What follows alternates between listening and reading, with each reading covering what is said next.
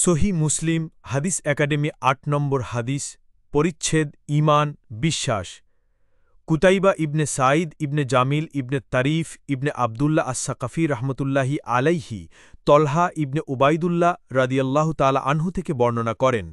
তলহা ইবনে Ubaidullah রাজি বলেন, নজদের বাসিন্দা এক ব্যক্তি রাসূলুল্লাহ সাল্লাল্লাহু আলাইহি ওয়াসাল্লামের খেদমতে আসল। তার মাথার চুলগুলো ছিল এলোমেলো ও বিক্ষিপ্ত। আমরা তার গুনগুন আওয়াজ শুনছিলাম, কিন্তু সে কি বলছিল তা বুঝা যাচ্ছিল না। অতঃপর সে রাসূলুল্লাহ সাল্লাল্লাহু আলাইহি ওয়াসাল্লামের অতি নিকটে এসে ইসলাম সম্পর্কে জিজ্ঞেস করল। রাসূলুল্লাহ সাল্লাল্লাহু আলাইহি ওয়াসাল্লাম বললেন, দিন রাতে ৫ ওয়াক্ত সালাত।